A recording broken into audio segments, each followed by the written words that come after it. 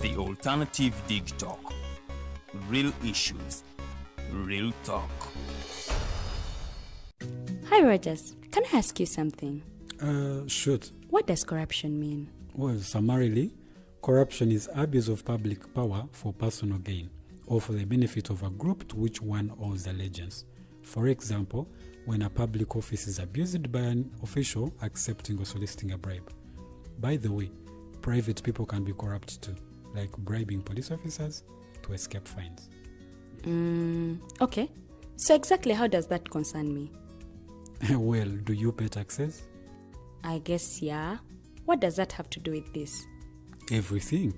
Because those taxes you pay are supposed to facilitate services you use, like water, electricity, roads construction, medicines in hospitals, name it. Okay, that is much bigger than I thought. But it can be stopped, right? Well, yes it can, although it may not be as easy as it sounds. And here is the reason why. Corruption roots are grounded in our country's social, political, economic, bureaucratic traditions and policies. So, what has kept it going this long? I mean, why don't we stop it? Well, the main reason why it has been here for so long is because institutions are weak, either as a result of poorly defined ethical standards of public service, weak administrative and financial systems, or ineffective watchdog agencies. What can we do to stop it? At a national level, we must focus on strengthening the independence and effectiveness of public institutions that fight corruption. At a personal level, we must commit to never giving a bribe. I promise I'll never give a bribe. Well, that's a great decision you have made. Me and you now have to spread this message to all our friends. If we all do our part, corruption will be no more. This message is brought to you by Alternative Digital.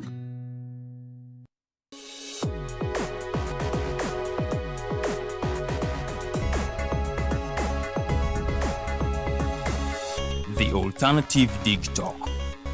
Real issues, real talk.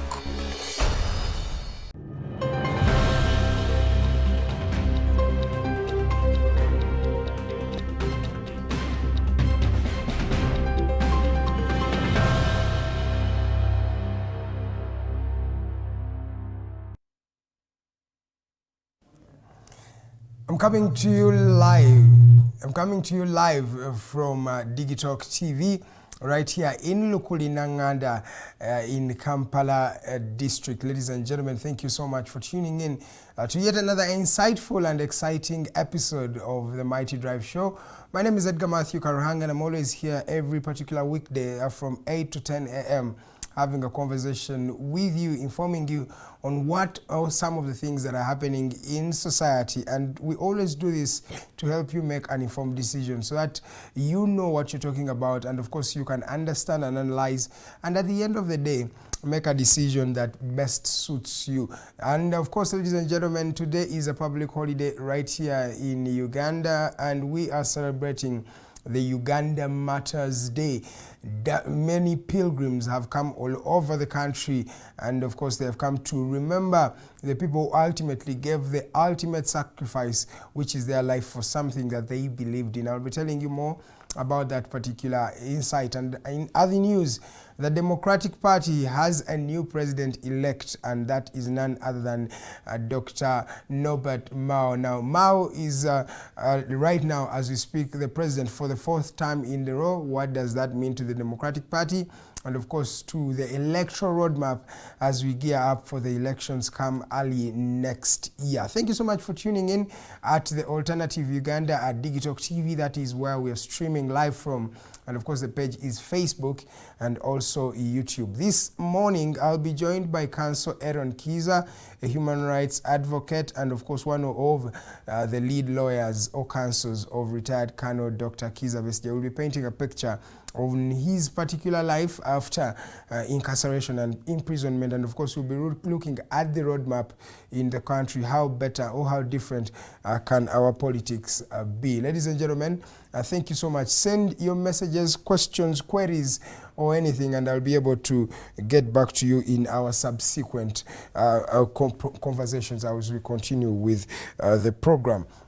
Now, I'll start off with the Uganda Matters Day that is being celebrated and commemorated here in Kampala, Uganda, at the Uganda Matters Shrine in Namugongo. Now, this is an annual event that takes place in Uganda, where we get to remember some of the martyrs who actually gave their life for something they believed in. There are various martyrs and have been named across this particular country. And of course, these people lost their lives and gave the ultimate sacrifice for something that they believed in.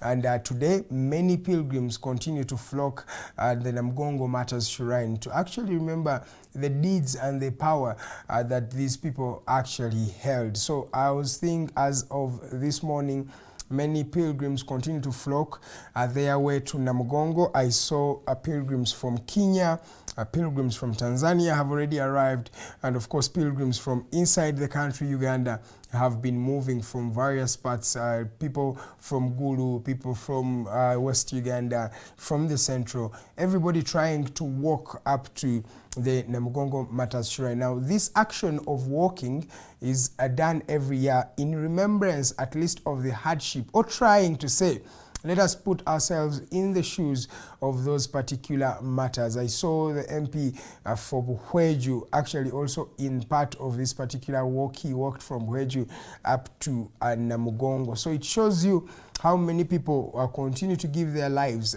to actually celebrate and remember the people who ultimately, the Uganda Matters, who lost their lives. So as we speak today, we had, in fact, yesterday we had some sermons here and there with the people who are already at the grounds, but today the official function will be starting off, and we shall be telling you some of the things that will be happening in that particular area. But as we speak right now, the Namugongo Matters Shrine continues to be, populated by various people of various cultures trying to come together to remember the Uganda Matters. And remember, this is also a time where people try to be festive in some way, try to celebrate, some eating different foods in order to just have a good time.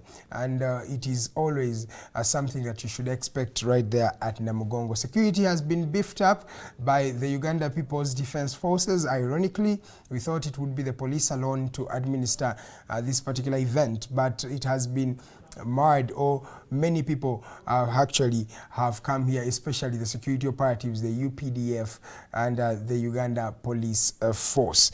In other news, the Democratic Party has a new president-elect.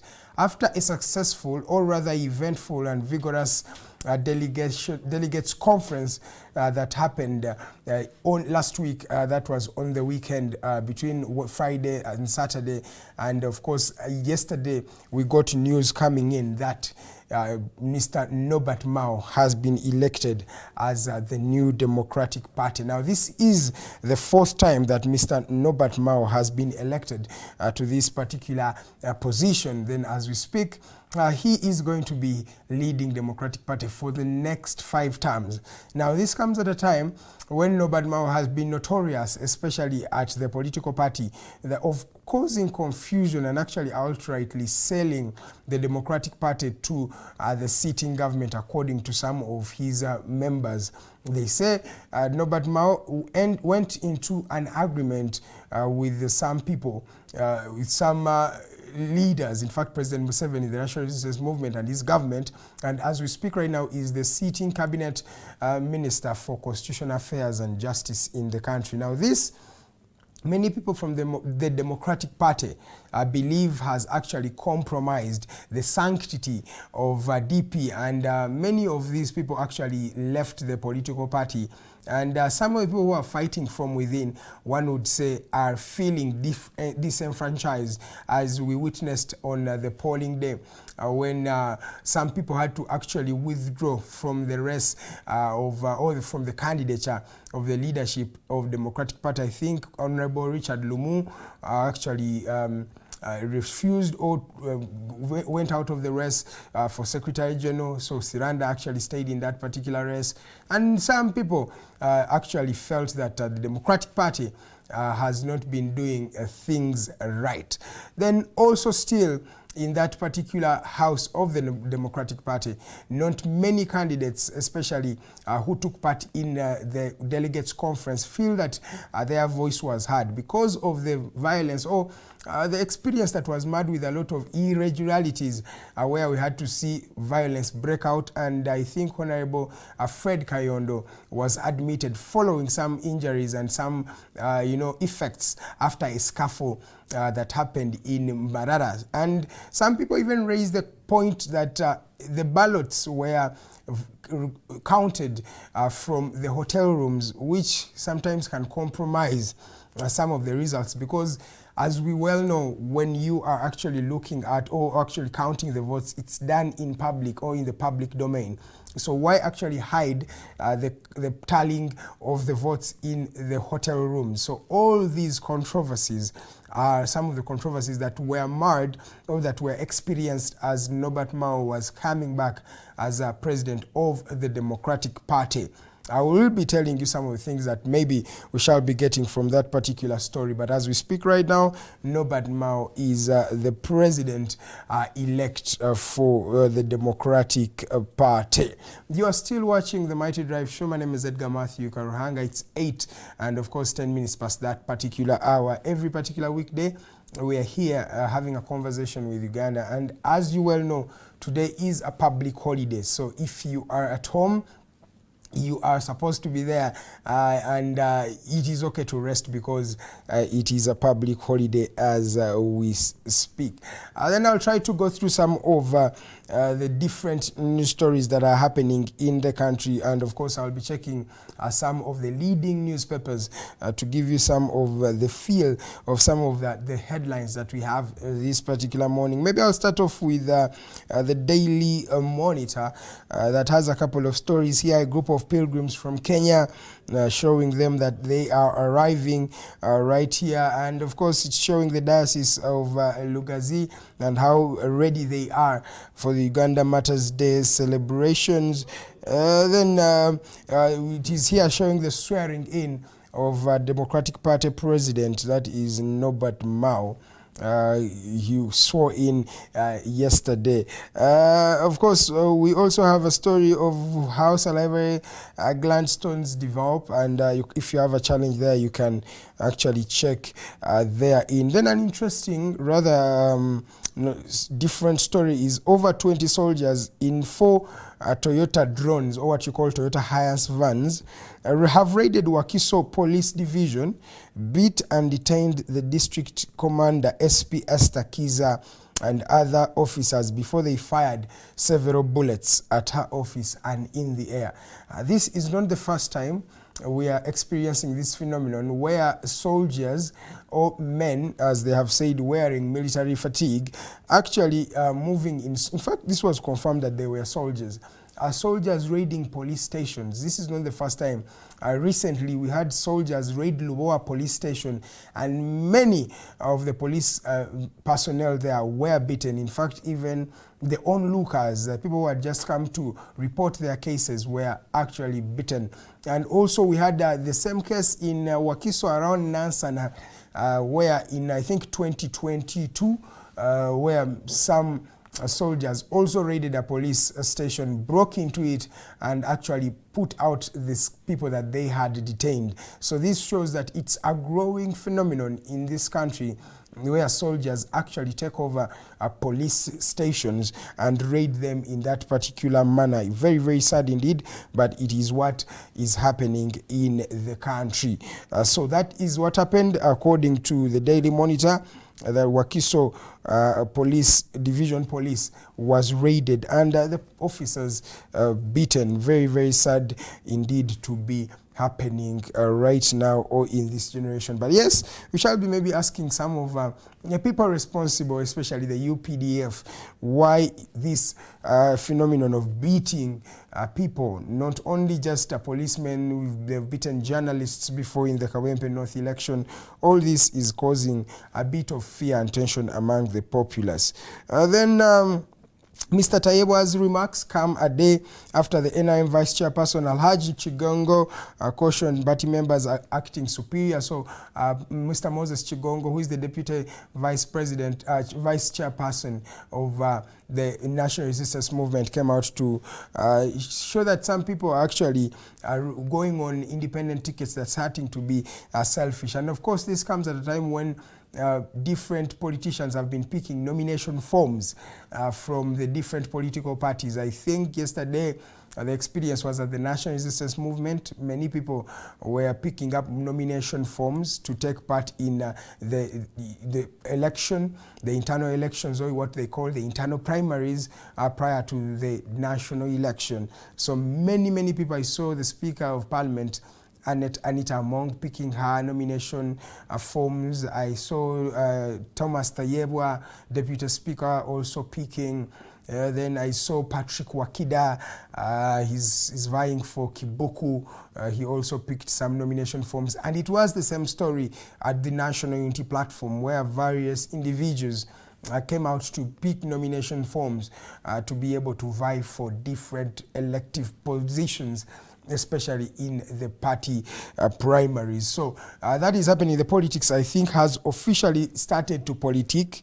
The phenomenon has started. Different people continue to gear up for this particular election. Maybe I'll just check on the New Vision to just confirm what the government newspaper has for us this morning. Remember, still tuned into the alternative Digital TV, and my name is Edgar Mathew Karuhanga. I'm always here every morning from 8 to 10 a.m. having a conversation with Uganda. We have these conversations to build a better place for us, but also for the next generation to come. Of course, New Vision has a couple of news stories here for you, and the main emphasis has been put on the Uganda matters. Looking funky, a place has been really designed with lots of colors around the shrine itself, and very many individuals continue to flock, and images are everywhere of people trying to pray and remember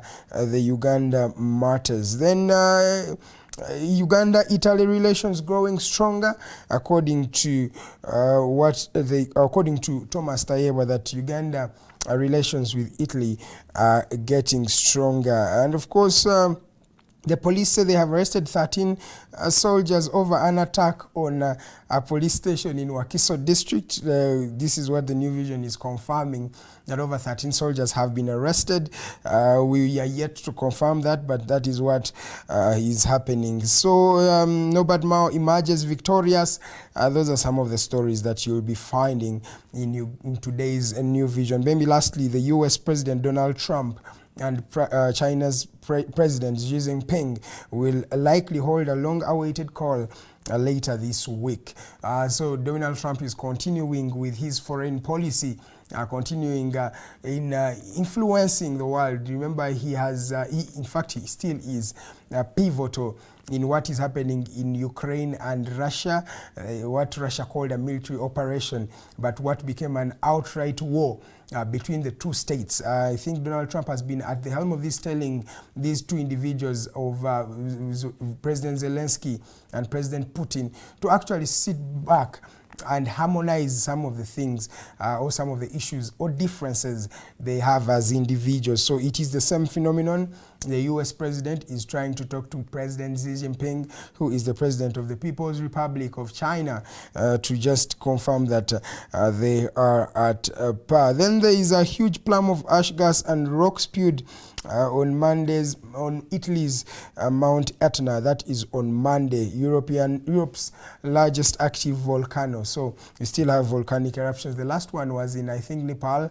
So we have also experienced one yesterday, and this was happening at Mount Etna. That is in Italy. You can go and check in there. A couple of news stories. The National Unity Platform has commenced its nomination process. It also shows what happens there. Yes, and lastly, they also hint on the death of Ngugi wa Thiong'o. who was a legendary writer and, of course, a literature scholar, someone who will be remembered for his literature works. He wrote a couple of books, Ngugi. I think he's written The River Between, Weep Not Child, very, very beautiful pieces of text that you can actually enjoy. So this gentleman, Ngugi, actually was passed on at the age of 87. That was last week, and the whole world has been commemorating and remembering this gentleman for being different and being one of those scholars over the pre-colonial era but also post-colonial era. If you remember his literature works and him positions or arrests and imprisonments in a committee prison, and that is in Kenya, and of course that was the time of Jomo Kenyatta. So Ngugi wa Thiong'o was arrested, tortured, and ultimately imprisoned for some of his literature works, to show how powerful a man and his literature works were. So as the Alternative Digital TV and as an individual, I remember that gentleman, Ngugi wa Thiong'o. Ladies and gentlemen, at just 20 minutes past the top of the hour, you're still watching the Alternative Digital TV. I told you this morning we're going to be joined by Counsel Aaron Kiza, a human rights advocate and, of course, one of the lead lawyers and counsels of Dr. Kiza Besigye. We'll be looking at his personal life and what is happening in the country, painting a picture that will make Uganda a better place. My name is Edgar Mathew Karuhanga. It's now time we take a short commercial break. We'll be back with Counsel Aaron Kiza. Good morning, Uganda.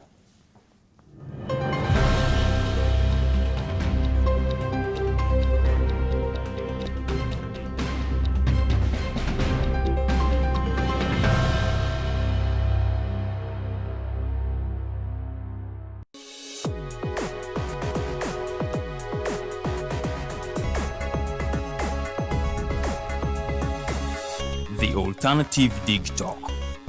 Real issues, real talk.